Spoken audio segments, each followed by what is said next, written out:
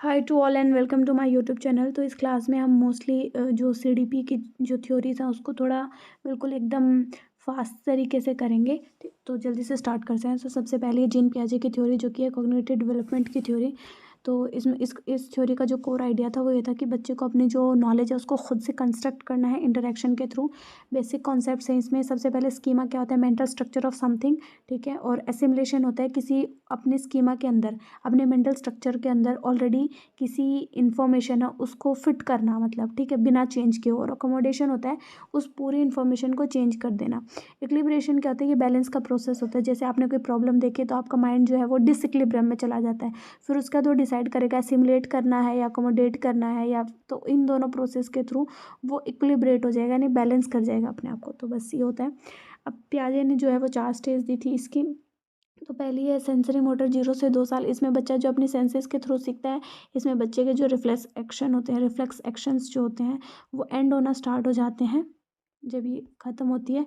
इसमें बच्चा जो है वो डेफर्ड इमिटेशन करता है, देख के डेफर्ड इमिटेशन जो है वो करता है। और इसमें ऑब्जेक्ट परमानेंस जो है वो डेवलप हो जाती है।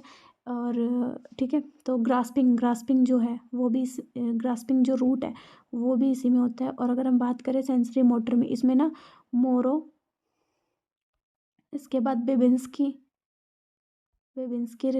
रिफ्लेक्स हो गया, सारे रिफ्लेक्स इसमें होते हैं। बेबिंस्की रिफ्लेक्स हो गया, मोरो हो गया, और टॉनिक नेक हो गया। ये सारे जो रिफ्लेक्स हैं ये सारे भी सेंसरी मोटर एज में ही हो जाते हैं 2 साल तक। अगला है प्री ऑपरेशनल। इसमें क्या होता है, ऑपरेशनल यानी कि जो थिंकिंग है, लॉजिकल थिंकिंग, उससे पहले वाली जो स्टेज होती है इसमें सिंबॉलिक थिंकिंग होती है। बच्चा बहुत ईगोसेंट्रिक होती है, ईगोसेंट्रिज्म होता है बच्चे के अंदर। इसके अलावा एनिमिज्म, उसको जो भी जैसे कि वो हर चीज़ को जीवित समझता है। सेंट्रेशन होती है, सिर्फ एक आस्पेक्ट पे फोकस कर पाता है, उसको लगता है जैसे मैं सोच रहा हूँ सब वैसे ही सोच रहे हैं, दूसरे के आस्पेक्ट को वो नहीं। और एक टर्म होती है यहीं से निकलती, ईगोसेंट्रिक से एलोसेंट्रिज्म, ये एक प्री वाईक्यू में था। इसका मतलब होता है एबल टू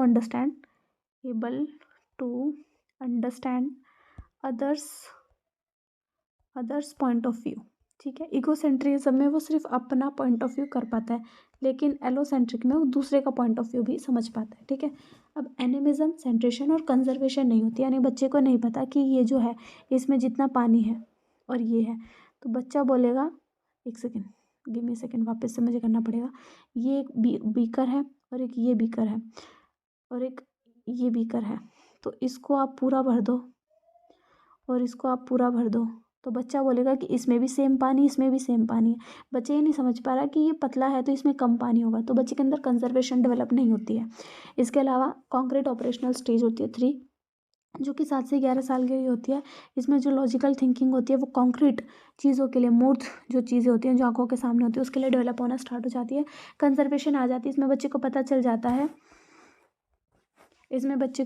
जाता है कि जो कोई भी चीज़ है इररिस्पेक्टिव उसका साइज शेप कैसा है, उसमें जो क्वांटिटी अगर वो सेम है तो वो सेम रहेगी। मतलब जो भी इसमें पानी है वही पानी इसमें डाल दे तो बेशक ये इतना बड़ा हो जाए लेकिन क्वांटिटी सेम रहेगी, ठीक है, इररिस्पेक्टिव ऑफ साइज।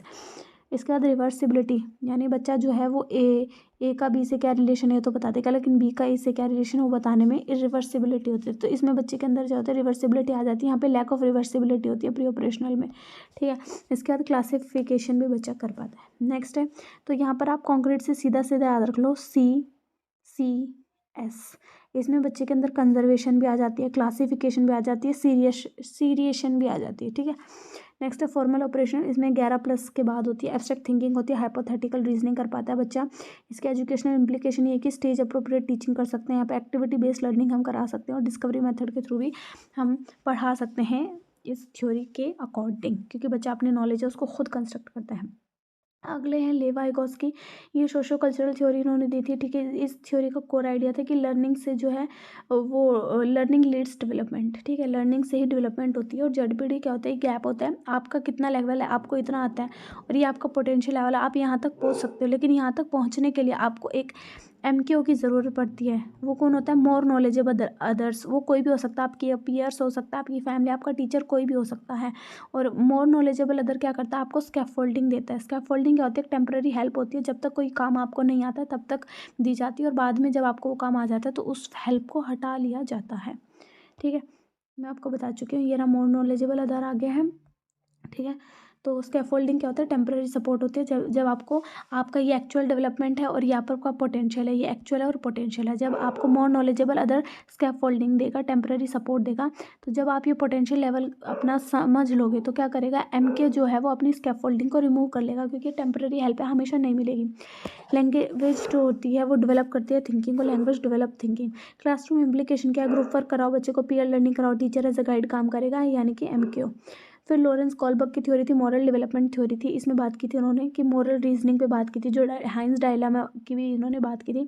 अभी उतना टाइम नहीं है तो बहुत टाइम लग जाएगा, तो अब जल्दी जल्दी से इसको करते हैं सब बताने का। आई होप ये सब तो आपने सीटेट में पढ़ा है, so it will be easy for you. इन्होंने 3 तो लेवल दिए थे और स्टेजेस कितनी थी, 6। तो एक लेवल में कितनी, 2 स्टेज थी, हर लेवल में 2-2 स्टेज थी, 2-2-2 ऐसा। तो कौन सी थी, पहले पहले में थी प्री, फिर एक सेकेंड मैं इससे लिखती हूँ। पहले में थी प्री लेवल, फिर कन्वेंशनल, प्री कन्वेंशनल, कन्वेंशनल और पोस्ट कन्वेंशनल, 3 थी। प्री कन्वेंशनल, कन्वेंशनल और पोस्ट कन्वेंशनल, 3 लेवल थे, 1, 2 और 3। ठीक है। अब इसके बाद एक सेकेंड, हाँ, अब इसके बाद जो लेवल 1 था उसमें 2 स्टेज थी, ओबीडियंस एंड पनिशमेंट, दूसरा था रिवॉर्ड एंड सेल्फ इंटरेस्ट।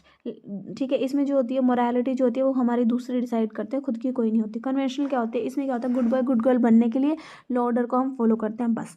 लेकिन लेवल 3 में हमको समझ आता है कि जो सोशल रूल्स हैं वो एक कॉन्ट्रैक्ट की तरह उनको तोड़ा भी जा सकता है। ठीक है।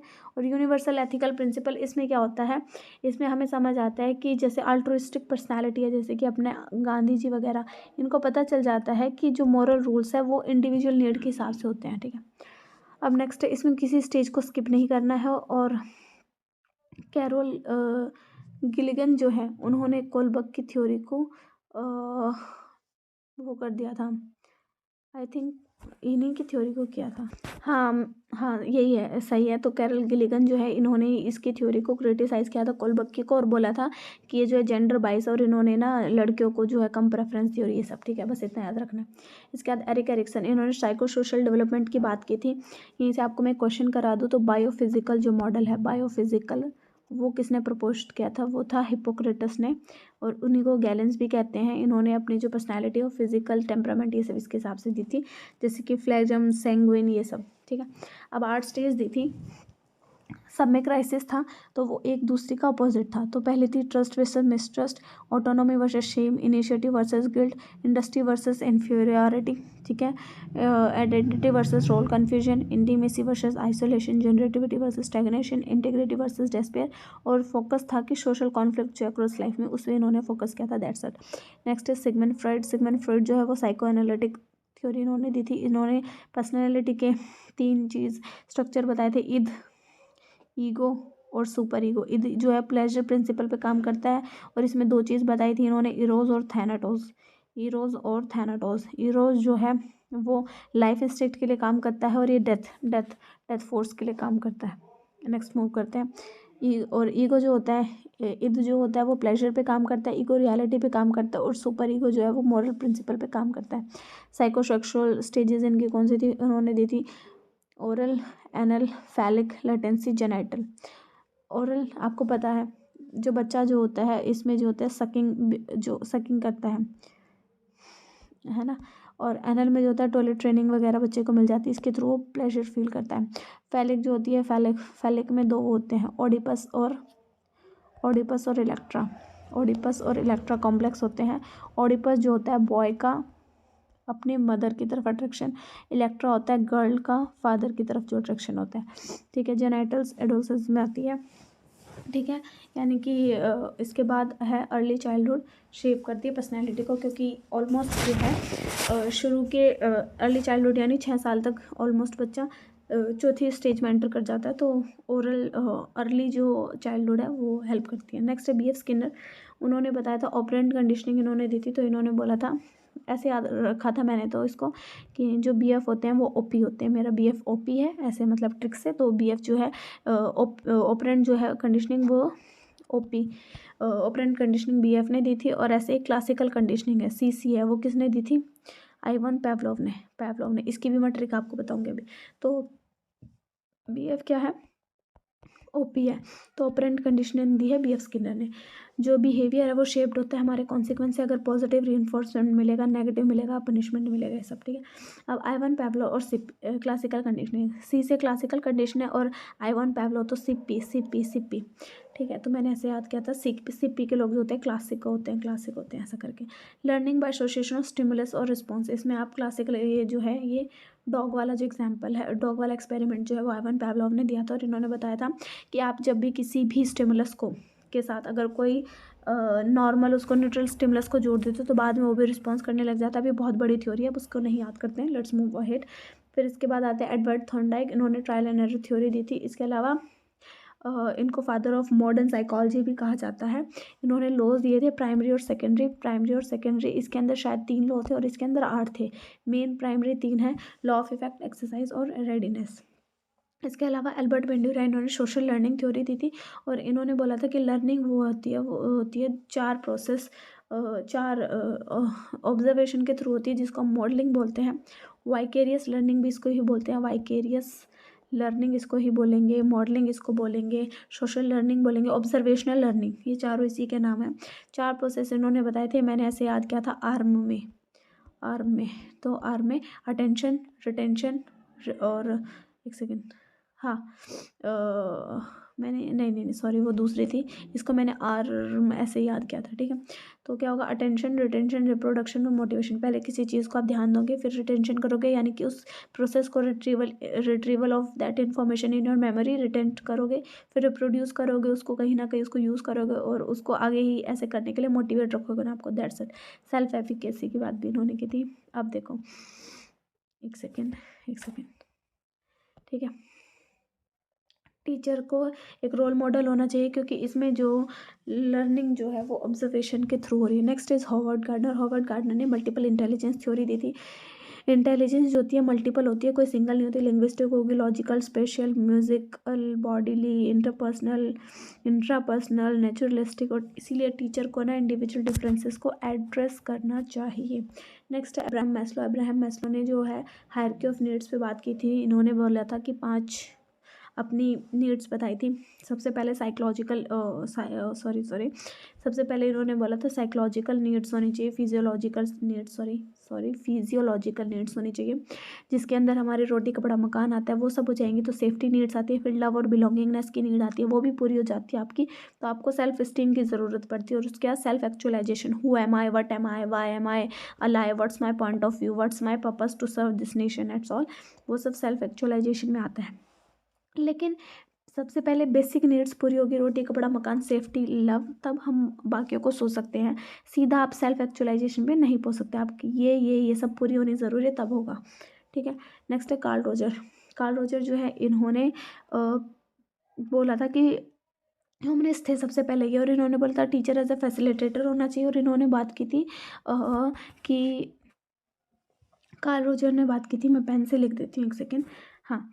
कार्ल रोजर ने बात की थी फुल्ली, एक सेकेंड ये तो बहुत बड़ा हो गया, फुल्ली फंक्शनिंग पर्सन की बात की थी। इन्होंने बोला था फुल्ली फंक्शनिंग पर्सन, इस चीज़ की इन्होंने बात की थी।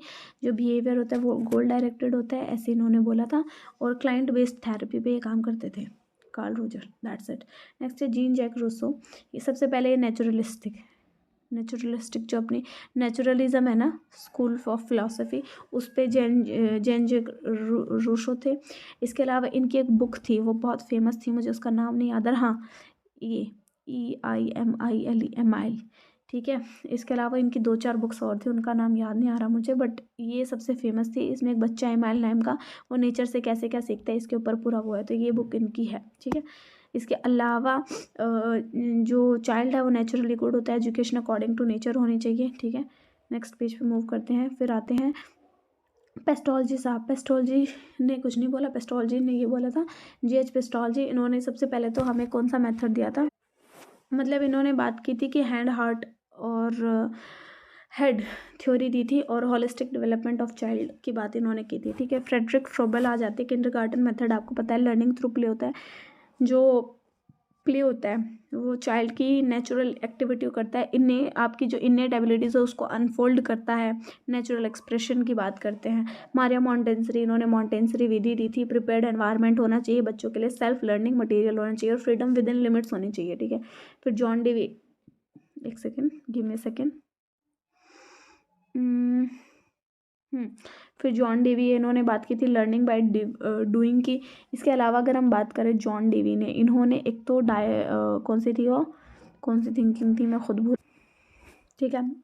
जॉन डेवी ने रिफ्लेक्टिव थिंकिंग दी, जो कि एक पार्ट है क्रिटिकल थिंकिंग का। तो मेनली इन्होंने क्रिटिकल थिंकिंग के बारे में बताया था और लर्निंग बाय डूइंग पे बोला था, और एक्सपीरियंस बेस्ड लर्निंग होनी चाहिए, इसके बारे में इन्होंने बात की थी।